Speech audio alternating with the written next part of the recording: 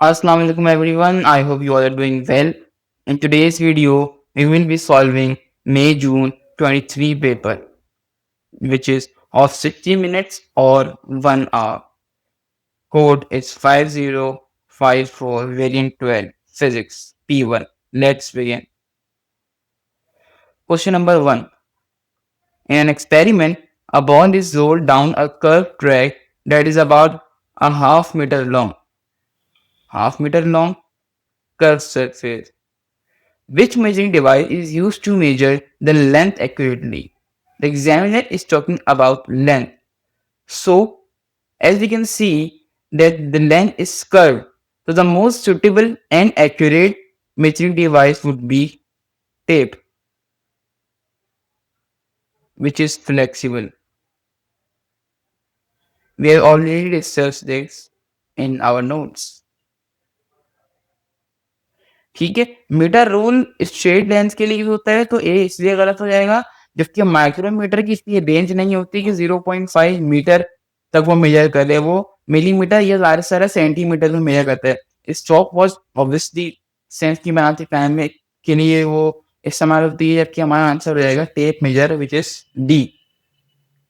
Next question number 2, which row describe acceleration, displacement, distance and speed. तो ये question factual है, हमें ये याद होने चाहिए। Acceleration is vector quantity, displacement is also vector, while distance is scalar quantity, speed also is considered as scalar quantity. So acceleration vector, displacement vector, distance vector, sorry, distance scalar and speed is scalar quantity. Our answer would also be D. Question number 3, what the size of the resultant force shown? Okay, so 3 Newton की force यहाँ पे है, इसी के साथ 4 Newton की force यहाँ पे लगी, तो रिजल्टेंट जो होगा इस तरफ होगा। ठीक है, अब इसमें पूरे मैथमेटिक्स इस्तेमाल करेंगे, जैसे कि हम निकालते थे मैथमेटिक्स में 90 डिग्री का एंगल जो कि होता था पाइथागोरस से हम लगा देंगे यहाँ पर H square equals to B square plus perpendicular यानी पी स्क्वायर। एच स्क्वायर हमें निकालना है equals to 3 square plus 4 square. Our final answer would be 5 Newton, right? So this will be 5. और एक टिप देता हूं कि जब भी 3 न्यूटन और 4 न्यूटन कहा हुआ हो, हमेशा आंसर रिजल्टेंट का 5 न्यूटन आता है। एक छोटी सी टिप ये भी थी। Alright, so let's move to question number 4. A curved line or distance time graph show the motion of a toy car. The straight line is the tangent to the curve at 10 seconds. 10 seconds पे line जो है वो tangent है curve के, तो हमने 10 second पे point mark कर लिए। अब बच्चे सबसे बड़ी गलती ये करते हैं कि जो पॉइंट मार्क किया 10 सेकंड में इससे और रेंज निकालने की कोशिश करते हैं। देखिए ये है कर्व, ठीक है, कर्व चीज का कभी भी रेंज नहीं निकलता। इसका सोल्यूशन क्या है, जो स्ट्रेट लाइन यहाँ पर है इससे हम ग्रेडियंट निकाल लेंगे। अब वो किस तरह से निकालते हैं, वो उसमें जो कॉमन फॉर्मूला वही लगता है ग्रेडियंट का। इससे पहले मैं एक पॉइंट ये ले लेता हूँ जो कि अप्रोक्सीमेटली इधर आई है। अच्छा, दूसरा पॉइंट मैं ले रहा हूँ यहाँ पर। थोड़ी सी लाइन जो है वो अनइवन बन रही है, मगर इसकी एग्जैक्ट वैल्यू मैं बता दूंगा, 1 मिनट। ठीक है, तो जो रेड लाइन मैंने मार्क की है दोनों हमारे पॉइंट्स हैं। ठीक है, उसके बाद हम क्या करेंगे कि इनका निकाल लेंगे ग्रेडियंट। सबसे पहले ये मैंने पॉइंट मार्क किया है, ये हो गया 2.2, 2.4, 2.6, 2.8। इसका मतलब है जो एक बॉक्स है वो 0.2 का है। ठीक है, तो यहाँ पर हमारे पास आ गया 3। आगे बढ़ते हैं तो ये हो गया 8.2, ये हो गया 8.4, 8.6, 8.8 और ये हो गया अप्रोक्सीमेटली यहाँ आएगा पॉइंट, में लाइन फिर ऊपर बना दी, 9 हो जाएगा ये। ठीक है, तो पहला पॉइंट हम लिखते हैं, हमारा जो पहला पॉइंट आया है लाइन का ग्रेडियंट का वो आ गया है एक्स से। सबसे पहला पॉइंट लिखेंगे ऑब्वियसली, तो आगे 20,9 और दूसरा पॉइंट हमारे पास आ गया है 0,3। इसका ग्रेडियंट निकालते हैं, ये हो गया x1, ये हो गया y1, ये हो गया x2, ये हो गया y2। ग्रेडियंट का formula y2 minus y1 upon x2 minus x1, got it? 3 minus 9 upon x2 is 0 minus 20. Our final answer is 0.30. ठीक है? So this is our final answer, which is of gradient. ठीक है? So yes, A is our answer. Let's move to question number 5. The diagram shows 4 balances W, X, Y and Z. सबसे पहले हमारे पास है spring balance, जो कि मास के लिए इस्तेमाल होता है। Top pan balance lever arm है और टॉप पेन बैलेंस एक और है यहाँ पर। ठीक है। The scales of all balances are calibrated on earth to measure mass. ठीक है, अभी अर्थ पर हैं। Which balances also measure mass correctly when use on moon. जब मून पे होंगे तो कौन से जो है वो करेक्ट मास मेजर करेंगे, जिस तरह अर्थ पे कर रहे हैं। सबसे पहले डब्ल्यू पे अगर हम आते हैं तो यहाँ पर दिया हुआ स्प्रिंग बैलेंस और यहाँ पे दिया हुआ टॉप पेन बैलेंस। अब इन दोनों की जो रीडिंग होती है, इसकी भी डिजिटल रीडिंग है, इसकी भी डिजिटल रीडिंग है। तो ये दोनों तो जो है मून पे रीडिंग गलत दे सकते हैं, चांसेस ऑफ एरर बढ़ सकते हैं। तो ये दोनों हमारे ऑप्शन नहीं होते। अच्छा, वो कह रहे हैं कैलिब्रेटेड, ये थोड़ा इंपॉर्टेंट। टॉप पेन बैलेंस पे आते हैं तो ये भी, इसको हम कहेंगे एक तरह से तराजू कह लेते हैं। तराजू ही है बल्कि। यहाँ पे कोई हमने मास रखा, यहाँ पे कोई मास रखा, तो उसकी रीडिंग ये बताएगा। इसमें मेजरिंग की जरूरत नहीं होती, यानी कैलिब्रेशन की जरूरत नहीं होती। This can be your right answer. जबकि जो लिवर आर्म है, लिवर आर्म बैलेंस जो है, उसमें हमें कैलिब्रेशन की जरूरत होती है। ये देखे ना, कैलिब्रेशन की जरूरत होती है। तो this can our answer as well. बल्कि ये भी कह सकते हैं कि जेड में भी कैलिब्रेशन की जरूरत होती है। ठीक है, इन दोनों में नहीं होती क्योंकि ये डिजिटल है। So our answer would be Y and G. Y and G. ठीक है। Question number 6. A spacecraft carries probe to Mars where the gravitational field strength is 3.7 Newton kg. Mars पे फील्ड स्ट्रेंथ ग्रेविटी जो है वो है 3.7. The weight of the probe on Mars is 370. Sorry, ये लिखा हुआ है 370. The gravitational field strength on Earth is 9.8. ये सबको पता है. What are the mass and the weight of the probe on Earth? अर्थ पे निकालना है। ठीक है, सबसे पहले हम क्या करेंगे, हमारे पास ग्रेविटेशन फील्ड स्ट्रेंथ गिवन है मार्स की और वेट गिवन है मार्स का, तो हम मास निकालेंगे। सबसे पहले स्टेप होगा हमारा वेट इक्वल्स टू एनर्जी लगाया। ठीक है, वेट हमारे पास कितना था 370, मास हम निकालेंगे, ग्रेविटी है 3.7। अब अगर हम डिवाइड करते हैं 370 को 3.7 से तो हमारा आंसर आता है 100 kg जो इसका है मास आ गया। अब मास एक अनचेंजेबल क्वांटिटी है। ठीक है ना,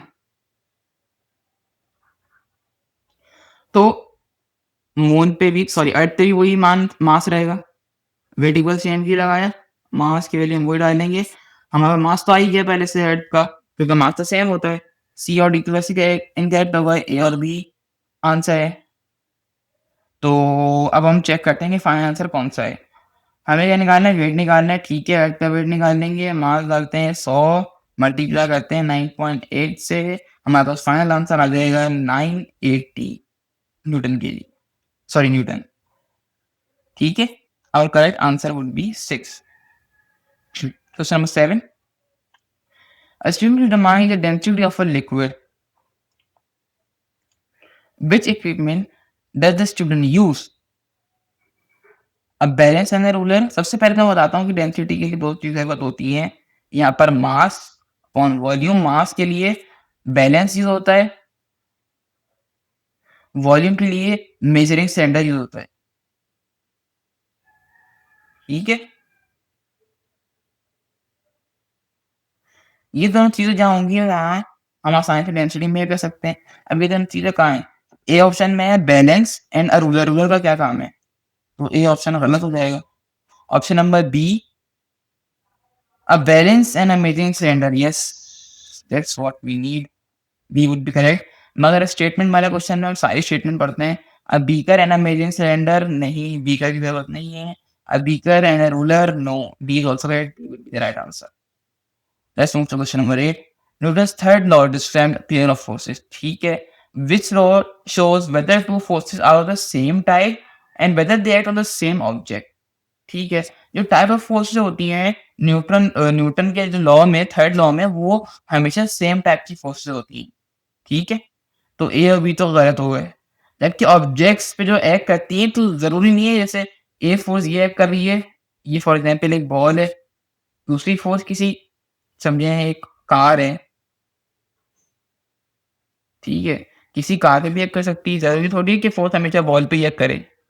ठीक है. तो डिफरेंट ऑब्जेक्ट्स पे वो एक्ट करती है. तो इस हिसाब से हमारा ऑप्शन जो होता है वो सी बनता है करेक्ट आंसर. क्वेश्चन नंबर 9 पे आते हैं. The stopping distance of a car is the sum of thinking distance and the braking distance. ठीक है. Which factor affect the braking distance. Braking distance को कौन से फैक्टर अफेक्ट करते हैं. स्पीड ऑफ कार सही इफेक्ट करता है. टायर्डनेस ऑफ ड्राइवर नहीं इफेक्ट करता. बिल्कुल सी लिखा हुआ है. कंडीशन ऑफ रोड नहीं इफेक्ट करता. नहीं ये इफेक्ट करता है. ये गलत हो गया. स्पीड ऑफ कार जहाँ है वो सही, जहाँ नहीं है वो गलत. बी तो गलत हो गया. बी और सी में से हमारा कोई एक आंसर है. स्पीड ऑफ कार बिल्कुल इफेक्ट करता है. टायर्डनेस ऑफ ड्राइवर नहीं इफेक्ट करता. गलत हो गया. यहाँ पे क्रॉस आना चाहिए था. सी बचता है हमारे पास. सी में वो कह रहा है कि स्पीड ऑफ कार इफेक्ट करती है. ब्रेकिंग डिस्टेंस को बिल्कुल करती है. और टायर्डनेस ऑफ ड्राइवर भी करती है. कंडीशन ऑफ रोड भी ब्रेकिंग डिस्टेंस को इफेक्ट करती है. तीनों फैक्टर इफेक्ट करते हैं ब्रेकिंग डिस्टेंस को. और इसे भी आपको याद होनी चाहिए. Question number 10. A load extension graph for a spring is shown. ठीक है. Which point is the limit of proportionality for the spring and what is the spring constant of the spring equal to? वो पूछ रहा है limit of proportionality. Limit of proportionality होता है when load and extension are not directly proportional.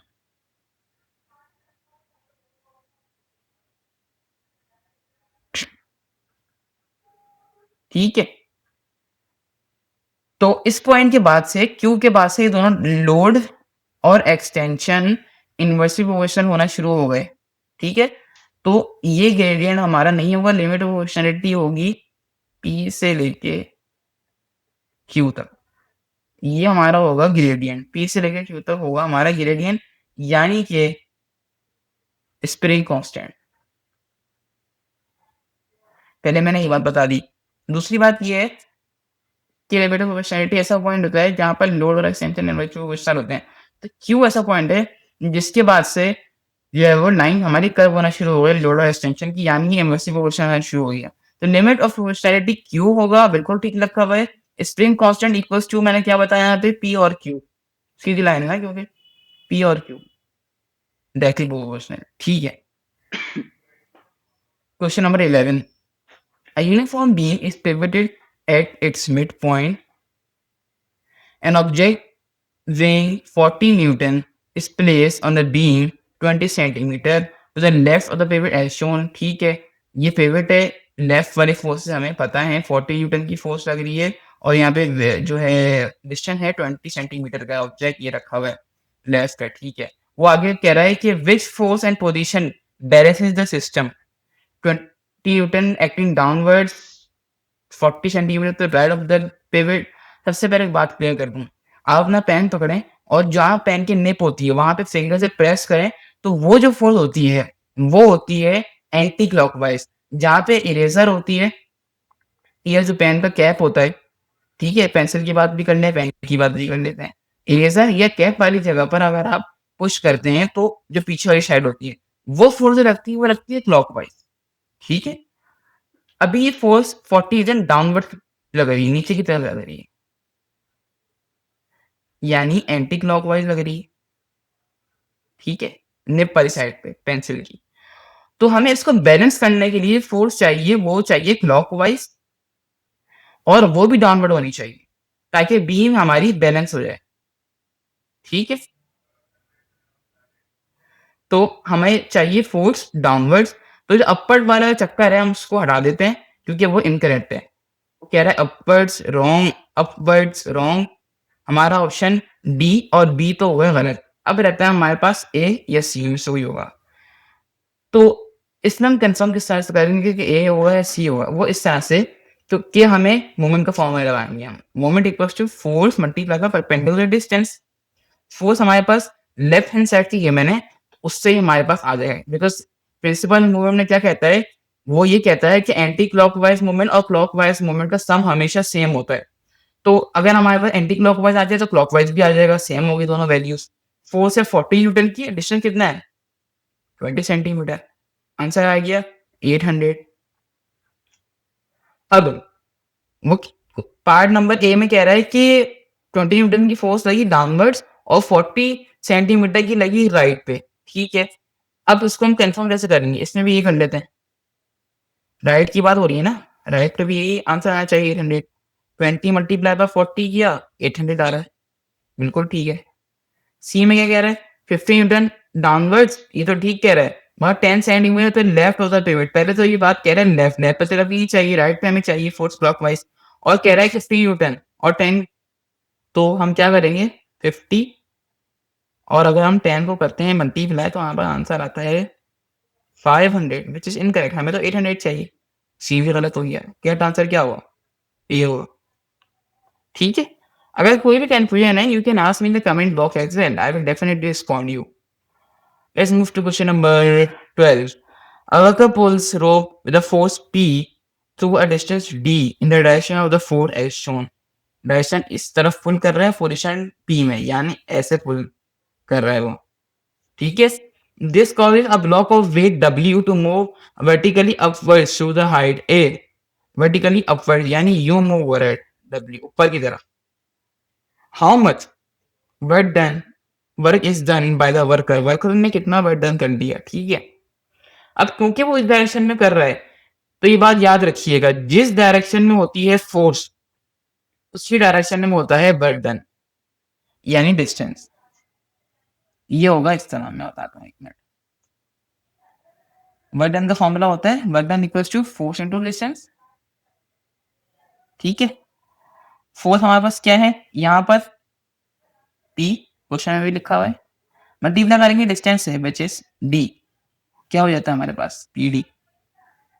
ठीक है, जिस direction में फोर्स लग रही है उसी डायरेक्शन में डिस्टेंस लेंगे और कहीं आगे पीछे देख के कंफ्यूज नहीं होंगे। Right, B is our correct answer. Let's move on to question number 13. A battery is connected in a circuit to light a lamp. What is the chemical energy? What is the energy stored in a battery? Battery में हमेशा एक type की energy store होती है which is known as chemical energy. ठीक है, ये बात याद रखने की, आसान था, एक फैक्चुअल क्वेश्चन है। Question number 14. What is the property of both liquid and gases? Liquid and gases में जो properties common है वो लिख दें। पहली property, they always fill the containers.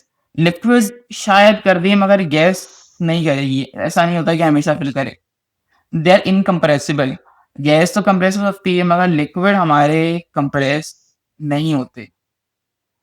They can flow. Yes, this is right. Liquid can flow, gas can also flow, while solids can never flow. They have particles in their fixed position. ये चीज तो solid की लिखी है, ये property solid की है। B भी गलत हो गया। ठीक है, क्वेश्चन नंबर 15 पे आते हैं। In an experiment, the volume of gas in a cylinder is measured and the pressure of the gas is increased. जब प्रेशर इंक्रीज होता है तो वॉल्यूम डिक्रीज होता है। एक की पॉइंटर की शक्ल में इसको लिख लेते हैं। Pressure is inversely proportional to volume, ये तब होता है जब टेम्परेचर हो constant. Pressure and volume are inversely proportional when temperature is constant. The values are obtained. ये values are. What is the possible explanation for these results? अच्छा, पहले दिया हुआ प्रेशर और दिया हुआ वॉल्यूम। प्रेशर यहाँ पे 1 है, जब प्रेशर 1 था तो था 20, प्रेशर हुआ 2 तो ये हो गया 10, प्रेशर हुआ 3 तो हो गया 6। ठीक है, इस तरह बढ़े जा रहे हैं। ये हो गया यहाँ से, ठीक है। अब क्या हुआ, प्रेशर था 1 तो वॉल्यूम था 20, प्रेशर था 2 वॉल्यूम हुआ हाफ, प्रेशर बढ़ रहा है वॉल्यूम हाफ हो रहा है। जब प्रेशर था 3 तो वॉल्यूम हुआ 6, जबकि ऐसा नहीं होता एग्जैक्ट। अगर हम एग्जैक्ट मेजरमेंट पे चीज कर रहे हैं, बात कर रहे हैं, 20 को डिवाइड करें 6 से तो हमारे पास आंसर आता है 6.6। ना यहाँ पे सिर्फ और सिर्फ 6 लिखा हुआ है। इसका मतलब ये है कि कुछ ना कुछ गैस जो है वो लीक हो गई है, तभी तो कम वैल्यू आ रही है, ठीक है। इससे 20 डिवाइड बाय अगर 4 करते हैं, 4 ऑन द फोर्थ वाले 20 5 आना चाहिए, मगर यहाँ पे लिखा हुआ है 4। इसका मतलब अगेन कुछ ना कुछ गैस लीक हुई है, यानी वॉल्यूम कम हुआ है, ठीक है। अब ऑप्शंस पढ़ते हैं, ये चीज समझ में आ गई, कॉन्सेप्ट समझ में आ रही है। अब आते हैं ऑप्शन की तरफ। What is a possible explanation for these results? After the pressure doubled, the gas starts leaking into the cylinder. Cylinder के अंदर लीक होती तो प्रेशर की वैल्यू बढ़ती। जैसे यहाँ पे 6.6 था तो यहाँ पर और आंसर बड़ा आंसर आता, जैसे आता 8, जैसे आता 9, ठीक है। ऐसा नहीं हुआ। After the pressure is doubled, gas starts leaking out of the cylinder. Yes, this can be our answer. क्योंकि गैस अगर बाहर गई है तभी तो आंसर कम आ रहा है, 6.6 के बजाय 6 आंसर आ रहा है, ठीक है। बट हम और ऑप्शन नहीं पढ़ेंगे। After the temperature of the gas is constant, constant है ही नहीं, क्योंकि एग्जैक्ट सेम डिवाइड नहीं हो रहा, एग्जैक्ट वैल्यूज नहीं आ रही हमारे पास, ठीक है। कांस्टेंट नहीं है टेम्परेचर, ये भी गलत हो गया। The temperature of the gas is increasing, increasing temperature नहीं है यहाँ पर, ये भी गलत हो गया। अगर टेम्परेचर इंक्रीज होता तो वॉल्यूम की वैल्यूज और बड़ी आती, ठीक है। So correct answer would be B. Let's move to question number 16. The diagram show examples of thermal expansion. Expansion of liquid in a thermometer, expansion of tight lid on a glass containers, expansion of long metal beam supporting a roof. Which diagrams is the thermal expansion useful किसमें? अब देखिए expansion thermometer में अगर होती है तो जो level of mercury है या जो भी सब्सटेंस है इसके अंदर वो बढ़ेगा, ठीक है। तो ये यूजफुल है, अगर बढ़ेगा तो हमें ऑब्वियसली वो टेम्परेचर की वैल्यू बताएगा, तो दिस इज यूजफुल। कि बुखार कितना है, जाते हैं डॉक्टर के पास, वो थर्मामीटर लगा के चेक करता है कि कितना टेम्परेचर है, तो जब मर्करी का लेवल राइज होता है तभी वो टेम्परेचर मेजर होता है, सही है। तो ये यूजफुल है। आते हैं क्यू पर। क्यू ये कह रहे हैं कि expansion of a tight laid on a glass container. अब हेयर ड्रायर जो है वो वार्म एयर ब्लो करता है, ठीक है। वार्म एयर ब्लो करता है जिसकी वजह से लेड जो है ओपन हो जाएगी, तो ये भी तरह का यूजफुल काम कर रहा है लेड को ओपन करने के लिए। P and Q are useful. Let's see R expansion of long metal beam supporting a roof, ठीक है। अब ये रूफ है, यहाँ मेटल बीम लगी हुई है, यहाँ फिक्स एंड और यहाँ पे फ्री एंड रोलर्स हैं, ठीक है। अब जब ये एक्सपेंड होंगे तो रोलर इधर आ जाएंगे, मतलब फ्लेक्सिबल है, ठीक है। तो अब फ्लेक्सिबल होने का फायदा क्या है, जब एक्सपेंड होगा तो रोलर इधर आ जाएगी, इससे कोई फायदा तो नहीं होगा। अगर आप ये भी फिक्स एंड रख देते हैं तो कोई फर्क नहीं पड़ेगा, और यहाँ पे रोलर रख देते तब भी कोई फर्क नहीं पड़ेगा, ठीक है। तो our cannot be our answer, R is not basically useful. अगर दोनों तरफ फिक्स एंड रखते तब भी सेम बात ही होती। अगर रोलर इधर जा रहे हैं एक्सपेंड होने की वजह से, ये इधर आ रहे हैं, तो क्या ही फर्क पड़ेगा, कोई फर्क नहीं पड़ेगा। P and Q is correct option. Question 17. Which statement about copper explain why it is a better thermal conductor than glass? Glass से ज़्यादा अच्छी हीट कंडक्ट क्यों करता है कॉपर? बेसिकली कंडक्शन होती है ना इसमें।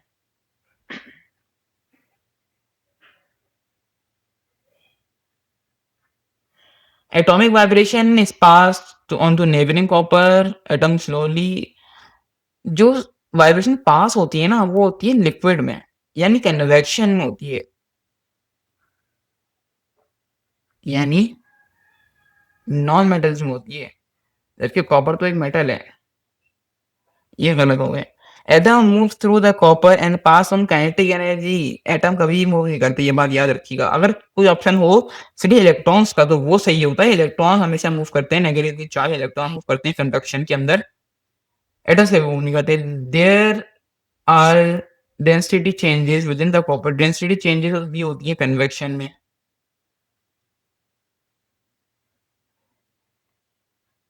तो डी सही होगा, because there are free electron in the copper. हमेशा ये बात याद रखिएगा, जहाँ मेटल का ज़िक्र आ जाए वहाँ पे फ्री इलेक्ट्रॉन होते हैं, जिसकी वजह से वो ज़्यादा इलेक्ट्रिसिटी कंडक्ट करता है, और कोई वजह नहीं है, सिर्फ एक ही वजह है इलेक्ट्रॉन वाली। Question number 18, which statement describe the transfer of thermal energy in a liquid by convection? A decrease in density causes the heat liquid to rise. Yes, इसको देखते हैं अभी। Free electrons carry energy change large distance to the liquid. Free electron की बात तो सिर्फ metal में होती है, कंडक्शन में होती है, तो कंडक्शन की बात कर रहे हैं। इस हिसाब से ये आंसर गलत हो गया। सी को देखते हैं। हायर रेडिएशन या infrared radiation passes through the liquid and transferred energy, नहीं तो रेडिएशन में होता है। Particles of the liquid vibrate and pass energy to neighbouring particles, नहीं, ऐसा भी नहीं होता। सिर्फ यहाँ पर डेंसिटी की या एयर की बात होती है कन्वेक्शन में। सही है। ऑप्शन नंबर ए को डिस्कस करते हैं। फॉर एग्जाम्पल, मेरे पास कोई बीकर है और यहाँ से मैंने प्रोवाइड की हुई है इसको हीट, ठीक है। यहाँ हमारे पास वाटर है, तो जो हॉट एयर होगी वो कर जाएगी यहाँ से rise, because of its low density, ठीक है। जो कोल्ड एयर होगी वो यहाँ पे सिंक कर जाएगी, नीचे की तरफ आ जाएगी, बिकॉज ऑफ हाई डेंसिटी। और ये हमेशा ऐसा ही होता है कि hot air always rises because of less density, while cold always sinks because of its high density. So our correct answer will be A. A decrease in its density causes the heat liquid to rise. Got it? Let's move to question number 19. Which characteristics describe the image formed by a vertical plane mirror? ये आपको याद होनी चाहिए, facts बताए थे आपको, notes में लिखवाए थे, ये भी याद होनी चाहिए। रियल पॉइंट होती है और अपसाइड डाउन होती है, ऐसा नहीं होता। वर्चुअल होती है, अपराइट होती है, ठीक है, this can be your answer. Real तो बिल्कुल भी नहीं होती है, वर्चुअल होती है, स्मॉलर देन ऑब्जेक्ट होती है, ऐसा नहीं होता। सेम साइज होता है, इमेज का और ऑब्जेक्ट का सेम साइज होता है, स्मॉलर नहीं होता। B will be our right answer. Let's jump towards question number 20. A ray of light passes through a block of transparent material as shown. What is the refractive index of transparent material? अब बच्चे जल्दबाजी में क्या करेंगे, जो formula हमने पढ़ा था sine I upon sine R वाला, कट करके वाला फॉर्मूला लगा लेंगे। अब गलती वो क्या होती है मैं बताता हूँ। सबसे पहले हमें बनानी होती है नॉर्मल, नॉर्मल बना दी। अब एंगल ऑफ इंसिडेंस क्या होता है, जो नॉर्मल और इंसिडेंट रे के बीच में होता है, यानी ये वाला एंगल, ये इंसिडेंट रे आ रही है आपकी, ये वाला एंगल होता है, ठीक है। तो अब इसमें क्या होगा कि आप जो 90 बन रहा है ना, यहाँ पे 90 डिग्री एंगल बन रहा है, अगर हम 90 में से माइनस करते हैं 35, तो हमारा फाइनल आंसर आता है 55। तो ये एंगल होगा 55 डिग्री का। इसी तरह यहाँ पर भी ये होगा, 90 में से ये पूरा 90 हो जाएगा, इसमें से माइनस करेंगे 60, ठीक है। तो क्या आंसर आएगा, 90 में से माइनस करेंगे 60, 30 आंसर आ जाएगा। ये वाला एंगल हो जाएगा। थोड़ा सा यहाँ पे इशू हो गया, इसको सेट कर लेते हैं।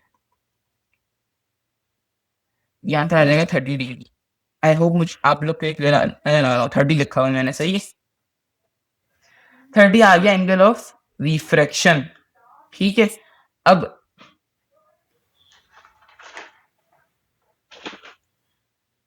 ऑलराइट, सो हमारी वैल्यू यहाँ पे क्या आई थी, sign 55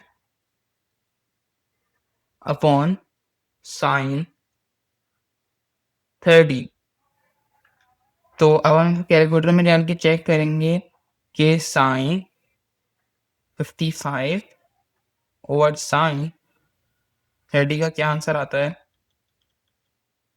so we got our answer which is 1.63। इसको राउंड ऑफ करते हैं तो 1.64 आ जाएगा, ठीक है। C will be our answer. Question number 21. The diagram show light incident on a straight edge of semicircular glass block after passing show it. This diagram show diffraction and angle I equal to the critical angle of the glass.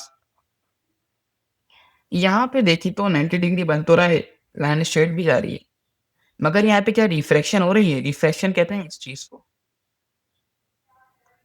Refraction कहते हैं इस चीज़ को। Refraction हो रही है यहाँ पे? बिल्कुल भी नहीं हो रही। ठीक है? यहाँ पे हो रही है रिफ्रैक्शन, बिल्कुल भी नहीं हो रही। अब बचा बी और सी। बी में क्या है कि रिफ्रैक्शन तो हो रही है, मगर एंगल ऑफ इंसिडेंस मतलब जो क्रिटिकल एंगल है, वो नहीं। क्रिटिकल एंगल होता है 90 डिग्री पे। क्वेश्चन में कह रहा है equal to the critical angle. यहाँ पे क्रिटिकल एंगल नहीं पढ़ना, यहाँ पे लाइन ऐसी आनी चाहिए थी, ऐसी भी नहीं आ रही। बी भी गलत हो गया इस हिसाब से। तो क्या बचता है हमारे पास? सी बचता है। यहाँ पे रिफ्रैक्शन भी हो रही है और 90 डिग्री से क्रॉस भी कर रहा है क्रिटिकल एंगल डायग्राम इस समय भी बन रही है। ठीक है? So basically we did this question with elimination method. Question number 22. A radioactive isotope can be used for measuring cracks or flaws in metal components. Americium-241 an alpha emitter with a half-life of 432 years. ठीक है, इतनी ज़्यादा harsh life का कोई काम नहीं होता वैसे, इतनी ज़्यादा हार्श लाइफ की ज़रूरत क्या है? जस्ट सिर्फ एक क्रैक की हमें आइडेंटिफाई करना है, तो कॉमन सेंस से सोचें। अगर तो ये ऑप्शन गलत है। Cobalt-60 a gamma emitter with half-life of 5 years. Yes, this can be an answer. because cobalt जो है वो क्रैक डिटेक्शन में भी इस्तेमाल होता है।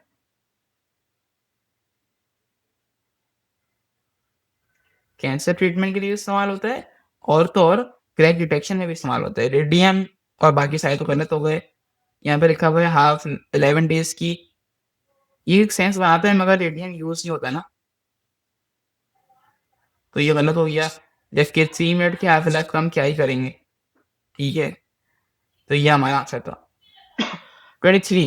Ultrasound is a type of sound wave that is not audible to healthy human ear.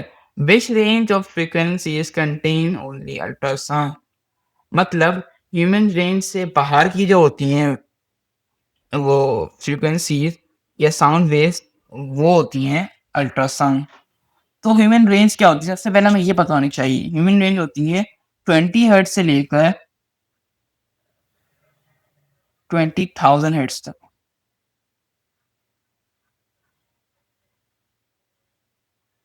ठीक है, ऑप्शन 1 30 हर्ट्ज से लेकर 30 किलो हर्ट्ज तक, ये तो ह्यूमन रेंज के अंदर हैं, तो ये अल्ट्रासाउंड नहीं हुई।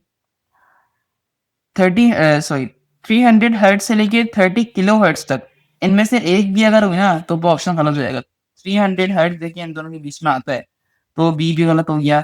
सी में ये कि 3 किलो हर्ट्ज से लेकर यानी 3 मिली हर्ट्ज तक, तो 3 किलो हर्ट्ज को हम कन्वर्ट करते हैं हर्ट्ज में, तो 3 को मल्टीप्लाई किया 1000 से, तो फिर वही हो गया, ये 3000 आ गया, इसकी रेंज में आ गई। ठीक है, ये भी गलत हो गया।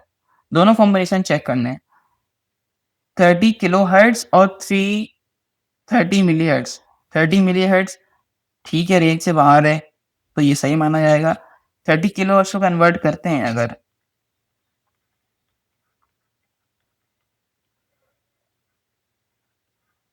ठीक है, ये 30,000 बनता है, ये भी रेंज से बाहर है, तो दोनों जो ऑप्शन बाहर है रेंज से वो हमारे होंगे आंसर।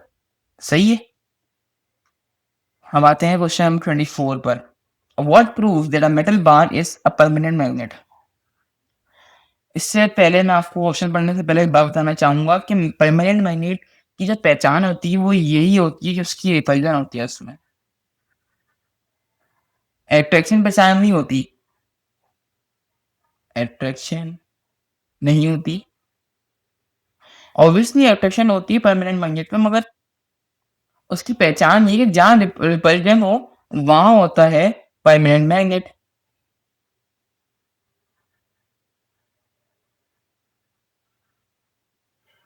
ठीक है, तो अब वो ऑप्शन ए में कह रहा है it attracts both end of compass needle, नहीं, अट्रैक्शन की बात नहीं। ये यहाँ पे भी लिखा हुआ है attracts one end of another magnet, attraction की बात नहीं होती परमानेंट मैग्नेट में। इट कंडक्ट्स इलेक्ट्रिसिटी, ये बात भी सेंसिबल नहीं है। It repels one end of another magnet, चाहे वो दोनों में रिपल्जन शो करे, चाहे वो एक एंड में भी रिपल्शन शो कर दे तो वो परमानेंट मैग्नेट है। ये निशानी होती है परमानेंट मैग्नेट की होने की। Question number 25, the diagram shows a bar magnet and 4 labeled arrows. Which arrows show the direction of magnetic field at point where the arrow is shown? Direction of magnetic field किधर है? North to south जा रही है magnetic field, इसका मतलब है arrow यहाँ बनेगा, तो हमारा ऑप्शन हो गया डी। ठीक है, इजी क्वेश्चन था। Question number 26, a shoe become positively charged by friction when it rub against a carpet. What happen as a shoe becomes charged? शू जब चार्ज होता है तो क्या होता है? पॉजिटिवली चार्ज अगर शूज हो गया तो उसने जो है वो इलेक्ट्रॉन लूज किए हैं और वो एक केटायन बन चुका है, उसके ऊपर पॉजिटिव चार्ज आ चुका है। सही है। और अगर उसने लूज किया है इलेक्ट्रॉन, मतलब उसने अगर गेन किया है इलेक्ट्रॉन, तो उसके ऊपर चार्ज आ जाएगा नेगेटिव का और वो एक एनायन बन जाएगा। Negative electrons are transferred to the carpet. हाँ, कारपेट को ट्रांसफर हुए हैं इलेक्ट्रॉन्स। यहाँ पे क्या लिखा है? Positive positive electrons. ये तो वैसे ही गलत होगा, सी और डी तो वैसे ही गलत होगा। इलेक्ट्रॉन पॉजिटिव चार्ज होते ही नहीं है, ये तो बेसिक बात है। बी में कह रहे negative electron transfer to the shoe. Shoe के अंदर ट्रांसफर नहीं हुए, शू से ट्रांसफर हुए कारपेट पर। ठीक है, तो correct answer would B A, sorry. Question number 27, a metal conductor is connected between positive and negative terminals of a battery. सही है। Which law gives the direction of movement of the particles that flow in the conductor and their name? Positive और negative के दरमियान बात हो रही है। Which law show the direction of movement of particle that flow in the conductor. Proton कभी भी move करते हैं तो हमेशा इलेक्ट्रॉन फ्लो करते हैं। और यहाँ पे एक बहुत बार पता चलूं, जब इलेक्ट्रॉन फ्लो करते हैं तो वो फ्लो करते हैं नेगेटिव से पॉजिटिव। ये होता है इलेक्ट्रॉन फ्लो, ये बात मैं पहले ही बता चुका हूँ 24 की वीडियो में, मेरी जून वाली।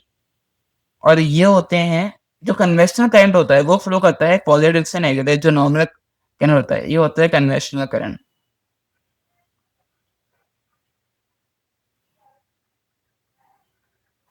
इलेक्ट्रॉन हमेशा नेगेटिव से पॉजिटिव मूव करता है, तो देखते हैं इलेक्ट्रॉन वाला ऑप्शन हमारे पास है डी और B. From positive terminal to negative terminal, ऐसा नहीं होता from negative to positive, yes, as हम discuss here. Got it. Question number 28. Three identical cells are connected in parallel to a resistor. What is the advantage of using three cells in parallel rather than using a single cell? अगर तीन cell हम parallel में use करते हैं तो फायदा क्या होता है? Each cell produces more energy, नहीं है जो उतनी वो देगा, जैसे कि for example 1.5 volts. Each cell supplies more charge, नहीं, ऐसा नहीं होता। सी में आता है each cell takes longer to discharge. Yes, this is right answer. अगर हम एक के बजाय तीन सेल लगाते हैं तो जो तीन सेल है वो ज्यादा देर से खत्म हो गए एज कंपेयर टू एक सेल। ठीक है, ये हो रही है बात सी में। डी में कह रहा है EMF is greater than that of a single cell. नहीं, ईएमएफ की बात यहाँ पे कंसिडर नहीं की जाती, हमेशा लॉन्गर टाइम पीरियड चेक करते हैं इसमें। ठीक है, तो डी भी हमारा ऑप्शन गलत हो गया, लॉन्गर टाइम लेगा, that's why we are going with C and C is the right answer. A student has 15 ohm के resistor, 15 ohm के resistor. She connect the resistor together in different arrangements. ठीक है, अब वो अरेंजमेंट सारी की सारी या तो सीरीज हो सकती है या तो अरेंजमेंट जो है वो हो सकती है पैरेलल। दो पॉसिबिलिटीज हो सकती है, दोनों पॉसिबिलिटीज चेक करेंगे। What is the minimum resistance and what is the maximum resistance of the arrangement that student can produce. ठीक है, 15 ओम के रेजिस्टर है। अब क्या होता है सीरीज में, क्या होता है पहले सीरीज में चेक कर लेते हैं। सीरीज में ये होता है कि रेजिस्टेंस हमेशा ऐड होती है और पैरेलल में रेजिस्टेंस हमेशा लेस होती है, कम होती है यानी। तो क्या हो सकता है 15 प्लस 15 प्लस 15, 45 आ गया हमारे पास आंसर। यानी उसने इस तरह लगाया मुझे रेजिस्टर सीरीज में, तो रेजिस्टेंस ऐड होगी। तो मैक्सिमम रेजिस्टेंस तो आप सीरीज में आ सकती है, तो मैक्सिमम पॉसिबल आंसर 45 होगा, जिसकी वजह से हम सी और ए को तो एलिमिनेट कर देंगे। अब बात करते हैं पैरेलल की। पैरेलल के लिए हमने फॉर्मूला पढ़ा था ये वाला, रेजिस्टेंस 1 10 की पावर -1 प्लस रेजिस्टेंस 2 10 की पावर -1 अगेन प्लस रेजिस्टेंस 3 जितने रेजिस्टेंस होगी उतने रेजिस्टेंस आप ऐड कर सकते हैं। मिनिमम 2 रेजिस्टेंस के लिए फॉर्मूला है। रेजिस्टेंस 1 15 है, उसके बाद प्लस लगाएँगे, रेजिस्टेंस 2 हमारे पास 15 है, 10 की पावर -1, रेजिस्टेंस 3 भी हमारे पास 15 10 की पावर -1। तो इसको कैलकुलेट करके हमारा जो फाइनल आंसर आता है, मैं चेक कर लेता हूँ कि क्या आंसर आता है। कैलकुलेटर में आप भी डाल के चेक कर लीजिएगा। मैं भी यहाँ चेक कर रहा हूँ। तो फाइनल आंसर हमारे पास आता है यहाँ पर